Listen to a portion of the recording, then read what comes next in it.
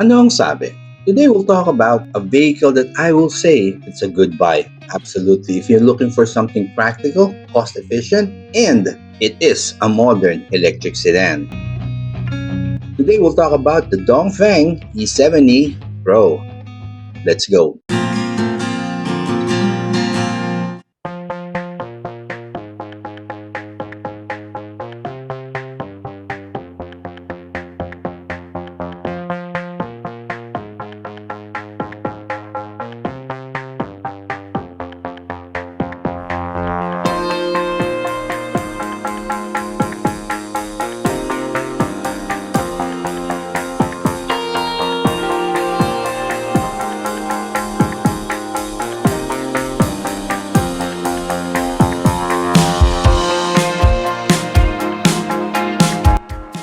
Kung di pa po kayo nagsasubscribe sa channel ko, please do consider subscribing and hit that like button. Maraming salamat po. Alam niyo naman, recently, mas sinisimplihan na lang natin yung videos natin. Bine-breakdown natin yung magagandang dahilan kung bakit mo dapat bilhin o kung ito yung sasakyan na para sa'yo, or does it make sense for you to buy this one?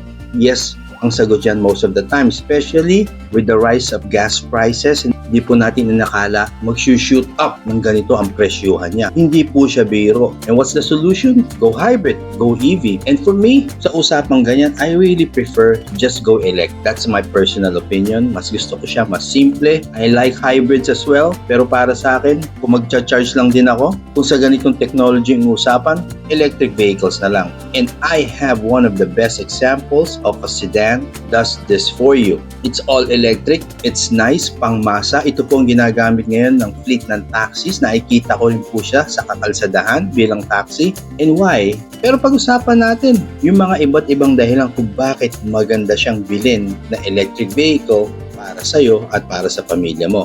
Number 1, strong value for money. Well, isa po sa biggest strengths po ng Dongfeng E70 Pro, I will say, is pricing, kasi roughly almost 1.2 M. To be exact, it's 1,198,000 pesos. Sa price point po na to kasi, you get a full electric powertrain. Hindi po siya hybrid. Sabi ko nga, mas simple. Kita naman, it's a mid-size sedan body, modern infotainment system, safety features andyan po. Pag ikukumpara nyo po sa mga ibang mas makilalang EVs, around 1.5 to 2 M ang presyohan. The E70 Pro, medyo andun po siya sa point na accessible po siya through the entry level para sa isang EV ownership without feeling masyadong mahal. Bakit to importante? Well, if we want to switch to electric without premium pricing ng mga electric vehicles nowadays, this car makes a good financial sense. Number 2, real-world driving range is suitable for daily use. Well, ito pong E70 Pro, official driving range niya on a full charge, 420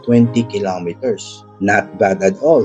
420 kilometers. Malayo na po yan. Powered by a 55.9 kilowatt ternary lithium battery. Well, for context, ganito po. Makati, you're going to Clark and then go back again to Makati. That's 200 kilometers. Half pa lang po yan ng kanyang complete full range niya.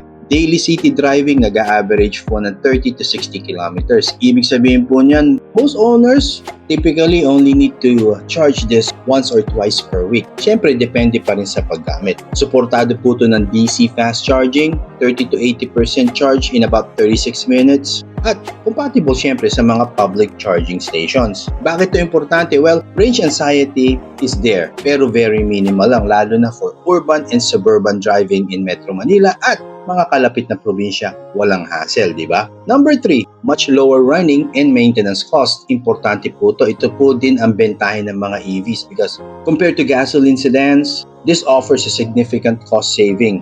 Significant po ang matitipid nyo dito in the long run. Fewer moving parts pag electric vehicle, lower maintenance cost po dyan. Alang oil changes, spark plugs, engine belts, yung mga ibang intricate parts na yan, wala po.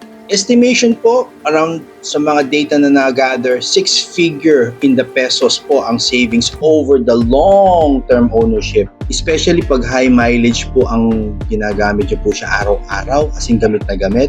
Ginagamit nyo siya bilang TNVS driver, business, at sa company fleets. Bakit po importante ito? Well, over 3 to 5 years, total cost ownership is significantly lower than the equivalent gasoline car. Kahit medyo mahal ang pricing niya sa pagkakabili mo kumpara sa mga ibang kotse. Again, it's cost efficient. Number 4, comfortable size and practical sedan layout. Well, this car, it's a proper mid-size sedan. It's not subcompact EV, kaya spacious po siya for a sedan. Length niya is 4,680mm, wheelbase is 2,700mm, trunk capacity 500 liters. Ang laki po ng compartment niya sa likod. Talagang marami po kayong mailalagay. Travel kayo, mga gamit, equipment, mailalagay niyo po dyan. Easy highway cruising, syempre, due to a very good. Now, bakit to importante? Well, if you prefer the traditional sedan, kung yan talaga yung inyong pong preference over other type of vehicles, maganda po to because it feels familiar and you'll be comfortable and the whole family as well. Number 5, adequate power and smooth driving experience. Well, right away, punta na tayo sa kanyang output. The electric motor gives out 161 horsepower at 230 Newton meters of torque. And I don't mean torque, I mean instant torque. Right away, it's on the wheels dahil nga ito yung electric vehicle. Acceleration niya dahil isa nga siyang EV, smooth and quiet, no gear shifts, alang engine vibration. Napakaganda po sa stop and go city traffic. Top speed po is around 150 kilometers, which is more than sufficient para sa mga expressways natin. Sobra-sobra na nga po. Bakit ito importante? Well, kasi madali po siyang i-handle, madali siyang i-drive, very smooth. Even for new buyers, new drivers, sakto po ang EV na to. Number 6, safety and technology features na talagang ginagamit mo. Well, standard safety driver assist features na meron ng E70 Pro, dual front airbags, ABS, EBD, electronic stability control, traction control, hill hold control, tire pressure monitoring system. Meron din po siyang blind spot detection, reverse camera, and parking sensors. And not only that, meron po siyang 9-inch touchscreen infotainment system, 10.25 digital instrument cluster, automatic climate control, wow, leather seats, electronic parking brake. Ngayon, maitatanong nyo those particular features, bakit siya importante? Well, it's modern features, modern necessities. Hindi siya yung basta lang kung sasabihin mo na pang taxi, pang masa, ala na siya nito. Meron pa rin siya ng mga importanteng mga modern safety features, meron po sa kotse na to. Number 7, proven platform. It's catered na pwedeng pang TNVS, pang taxis. Bakit? Kasi hindi nyo po na itatanong, widely used po ito. China, of course, South America, ginagamit po ito bilang taxi. It only means to say kung ginagamit mo ang isang kotse bilang taxi, TNVS, company fleet cars, it means to say it's durable, reliable ang battery system niya, at syempre, predictable ang operating cost, di ba? Mas may control ka. Bakit ito important? It's not basically an experimental model. It's proven, it's built for high mileage and daily use. Lastly, number 8, to which this is best for? Well, good question. Kasi ideal po siya for daily commute in the city. First, EV buyer, sakto po. Ride-hailing or fleet operator ka, pwedeng-pwede po to. Someone prioritizing practicality and savings over, prestige para lang masabi na, oh, this is my car. No, I am a practical person. This is the one that fits me. What's important here is this car will work effectively for you. At dito po sa Dongfeng, dito po sa Ortigas Avenue, again, this is the pricing of the Dongfeng E70 Pro.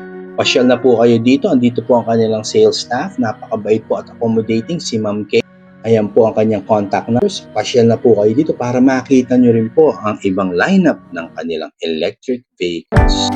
Sa pagtatapos, bakit nga ba isang smart, rational purchase ang EV ngayon? Well, specifically for this car, the E70 Pro, it has a long range. Number 1, more than 400 kilometers on a full charge. Impressive, di ba? Low ownership cost, practical space, reasonable ang pricing, and proven reliability.